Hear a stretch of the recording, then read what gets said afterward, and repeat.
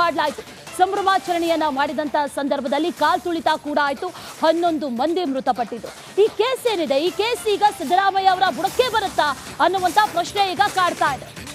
ಈ ಕಾಲ್ತುಳಿತದ ಕೇಸ್ ಸಿದ್ದರಾಮಯ್ಯ ಅವರ ಬುಡಕ್ಕೆ ಬರುತ್ತಾ ಅನ್ನುವಂತ ಪ್ರಶ್ನೆ ಇದೆ. ಯಾಕಂದ್ರೆ ಈ ವರದಿಯಲ್ಲಿ ಸಿಎಂ ಆಪ್ತ ಗೋವಿಂದರಾಜ್ ಹೆಸರಿಲ್ಲ ಯಾಕೆ ಅನ್ನುವಂತ ಪ್ರಶ್ನೆ ಈಗ ಮೂಡ್ತಾ ಇರೋದು. ಸಂಭ್ರಮಾಚರಣೆಯನ್ನ ಮಾಡಿದ್ದಂತ ಸರ್ಕಾರದ ವಿರುದ್ಧ ಯಾವುದೇ ರೀತಿಯ ಕ್ರಮ ಇಲ್ಲ. ವರದಿಯಲ್ಲಿ ಗೋವಿಂದರಾಜು ಹೆಸರನ್ನ ಕೈಬಿಟ್ಟಿದ್ಯಾಕೆ? ಸಿಎಂ ಆಪ್ತ ಅನ್ನುವಂತ ಕಾರಣಕ್ಕ ರಾಜ್ಯ ಸರ್ಕಾರದ ನಡೆ ವಿರುದ್ಧ ಅರವಿಂದ್ ಬೆಲ್ಲದ್ ಈಗ ಗರಂ ಆಗಿದ್ದಾರೆ. ಒಂದಷ್ಟು ಪ್ರಶ್ನೆಗಳನ್ನ ಕೂಡ ಮಾಡಿದ್ದಾರೆ.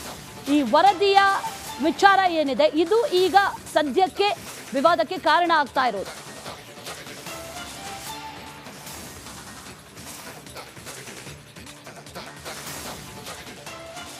ಇನ್ನು ಈ ಅಧಿವೇಶನ ನಡೆಯುವಂತ ಸಂದರ್ಭದಲ್ಲಿ ಈ ಕಾಲ್ತುಳಿತ ಕೇಸ್ ಇದೆಯಲ್ಲ, ಇದಕ್ಕೆ ಸಂಬಂಧಪಟ್ಟಂತ ಕದನ ಅಂತೂ ಆಗೋದಂತೂ ಫಿಕ್ಸ್. ಯಾಕಂದ್ರೆ ಈಗಾಗಲೇ ಪ್ರಶ್ನೆಗಳನ್ನ ಎತ್ತುತ್ತಾ ಇದೆ ವಿಪಕ್ಷಗಳು. ಸರ್ಕಾರದ ಪಾತ್ರ ಇಲ್ವಾ ಇದ್ರಲ್ಲಿ? ಹಾಗಾದ್ರೆ ಕೇವಲ DNA, KCA, ಪೊಲೀಸರು ಇವರ ವಿರುದ್ಧ ಮಾತ್ರ ಕ್ರಮ ಕೈಗೊಳ್ಳಲಾಗಿದೆ. ಹಾಗಾದ್ರೆ ಸರ್ಕಾರದ ಪಾತ್ರ ಇಲ್ವಾ? ವರದಿಯಲ್ಲಿ ಅದರ ಬಗ್ಗೆ ಉಲ್ಲೇಖ ಇಲ್ಲ. ಇದರ ಬಗ್ಗೆ ಪ್ರಶ್ನೆಯನ್ನ ಎತ್ತಿದ್ದಾರೆ ಈಗ ಅರವಿಂದ್ ಬೆಲ್ಲದ್. ಅಧಿಕಾರಿಗಳು ಸಂಸ್ಥೆಗಳ ಮೇಲೆ ಮಾತ್ರ ಕ್ರಮ ಆಗಿದೆ, ಗೋವಿಂದರಾಜು ವಿರುದ್ಧ ಯಾವುದೇ ಕ್ರಮ ಆಗಿಲ್ಲ. ವರದಿಯಲ್ಲಿ ಅವ್ರ ಹೆಸರಿಲ್ಲ, ಅವ್ರ ಹೆಸರನ್ನ ಕೈಬಿಟ್ಟಿದ್ಯಾಕೆ, ಅವರ ವಿರುದ್ಧ ಮೌನಕ್ಕೆ ಶರಣಾಗಿರೋದು ಯಾಕೆ ಅನ್ನುವಂತ ಪ್ರಶ್ನೆಯನ್ನ ಅರವಿಂದ್ ಬೆಲ್ಲದ್ ಮಾಡಿದ್ದಾರೆ. ಅರವಿಂದ್ ಬೆಲ್ಲದ್ ಗರಂ ಆಗಿದ್ದಾರೆ.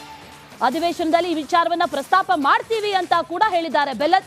ರಿಪಬ್ಲಿಕ್ ಕನ್ನಡಕ್ಕೆ ಎಕ್ಸ್ಕ್ಲೂಸಿವ್ ಆಗಿ ಅರವಿಂದ್ ಬೆಲ್ಲದ್ ಅವರು ಮಾತಾಡಿದ್ದಾರೆ, ನೋಡಿ. ಇವತ್ತು 3 ಸಂಸ್ಥೆಗಳ ಮೇಲೆ ಕ್ರಿಮಿನಲ್ ಕೇಸ್ ಮುಂದಾಗಿದೆ. ಈ ವಿಚಾರವಾಗಿ ತಮ್ಮ ಒಂದು ಮೊದಲ ರಿಯಾಕ್ಷನ್ ಸರ್? ಮುಖ್ಯಮಂತ್ರಿಗಳು, ಉಪಮುಖ್ಯಮಂತ್ರಿಗಳು ಮತ್ತು ಕ್ಯಾಬಿನೆಟ್ ಕೂಡಿ ಸರ್ಕಾರ ಏನು ತಪ್ಪು ಮಾಡೈತಿ, ಏನು ಕಾಲು ತುಳಿದಿಂದ 11 ಜನರನ್ನ ಇವರೇನು ಕೊಂದಿದ್ದಾರೆ, ಕೊಲ್ಲಿಕ್ಕೆ ಕಾರಣೀಭೂತರಾಗಿದ್ದಾರೆ, ಆ ತಪ್ಪನ್ನು ಬೇರೆಯವ್ರಿಗೆ ಒರೆಸುವಂಥ ಕೆಲಸ ಮಾಡತ್ತಾರೆ. ಅದನ್ನು ಕತೆ ಐತಲ್ಲದು, ಯಾರೋ ಬೆಣ್ಣೆ ತಿಂದ್ರಂತೆ, ಯಾರ್ದೋ ಮೂಗಿಗೆ ಒರೆಸಿದ್ರಂತ, ಹಂಗೆ ಆ ಕೆಲಸ ಇವರು ಮಾಡ್ತಿದ್ದಾರೆ. ಇವರು ಕರೆದವರು ಇವರಿಂದ ಕಾಲು ತುಳಿತ ಆಗೈತಿ. ಇವ್ರ ನಿರ್ಲಕ್ಷ್ಯದಿಂದ, ಇವ್ರ ಆಡಳಿತ ವೈಫಲ್ಯದಿಂದ ಜನ ಜೀವ ಕಳ್ಕೊಂಡಿದ್ದಾರೆ. ಆದರೆ ಪಾಪ ಅದು RCB ಮೇಲೆ ಅವ್ರೇನು ಕ್ರಿಕೆಟ್ ಕಪ್ ಗೆದ್ಕೊಂಡ್ಬಂದಿದ್ದು ತಪ್ಪ.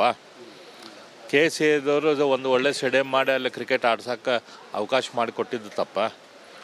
ಇವೆಂಟ್ ಮ್ಯಾನೇಜ್ಮೆಂಟ್ ಕಂಪ್ನಿ DNA ಪಾಪ ಅವ್ರದ್ದು ಕೆಲಸ ಏನು, ಮೈಕ್ ಹಚ್ಚೋದು, ಸ್ಪೀಕರ್ ಹಚ್ಚೋದು, ಇಂಥದ್ದು ಕೆಲಸ. ಅವ್ರನ್ನಲ್ಲಿ ಇದು ಮಾಡ್ತಾರಂತಂದ್ರೆ ಅವ್ರ ಮೇಲೆ ಕೇಸ್ ಹಾಕ್ತೀವಿ, ಅದು ಕ್ರಿಮಿನಲ್ ಕೇಸ್ ಹಾಕ್ತಾರಂದ್ರೆ ಇದು ಇವ್ರದ್ದು ತಮ್ಮ ತಪ್ಪು ಬೇರೆಯವ್ರ ಮೇಲೆ ಹಾಕುವಂಥ ಕೆಲಸ ಮಾಡ್ತಿದ್ದಾರೆ. ಸರ್ಕಾರ ಎಲ್ಲೊಂದು ಕಡೆಗೆ ಸರ್ಕಾರದ ಪಾತ್ರ ಇಲ್ಲಿ ಎಲ್ಲೂ ಕೂಡ ವರದಿಯಲ್ಲಿ ಉಲ್ಲೇಖ ಆಗಿಲ್ಲ ಅಂತಕ್ಕಂಥದ್ದು ನಿಮ್ಮ ಆಕ್ಷೇಪ? ಹೌದು, ಸರ್ಕಾರದ ತಪ್ಪ ಇದ್ದಿದ್ದಿಲ್ಲ ಅಂತಂದ್ರೆ ಮತ್ತು ಪೊಲೀಸ್ ಕಮಿಷನರ್ನ ಯಾಕೆ ಸಸ್ಪೆಂಡ್ ಮಾಡಿದಿರಿಪ್ಪ, ಬೇರೆ ಆಫೀಸರ್ಗಳನ್ನ ಯಾಕೆ ಸಸ್ಪೆಂಡ್ ಮಾಡಿದಿರಿ, ಆ ಗೋವಿಂದರಾಜನ್ನ ಯಾಕೆ ನೀವು ರಾಜಕೀಯ ಕಾರ್ಯದರ್ಶಿಯಿಂದ ಬಿಡಿಸಿದ್ರಿ? ಇದೆಲ್ಲ ಇದು ತಾವು ಮಾಡಿದ ತಪ್ಪು ಬೇರೆಯವ್ರ ಮೇಲೆ ಹಾಕುವಂಥ ಕೆಲಸ ಮಾಡ್ತಿದ್ದಾರೆ.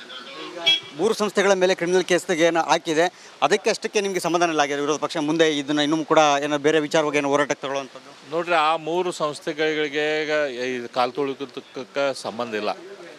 ಇದಕ್ಕೆ ಕಾರಣೀಭೂತರಾದವರು ಕಾಂಗ್ರೆಸ್ ಸರ್ಕಾರದವರು, ಮುಖ್ಯಮಂತ್ರಿಗಳು, ಉಪಮುಖ್ಯಮಂತ್ರಿಗಳು. ಅವ್ರು ರಾಜೀನಾಮೆ ಕೊಡಬೇಕು. ಅದನ್ನು ಬಿಟ್ಟು ಬೇರೆಯವರಿಗೆ ಕ್ರಿಮಿನಲ್ ಕೇಸ್ ಹಾಕೋದು ತಪ್ಪು.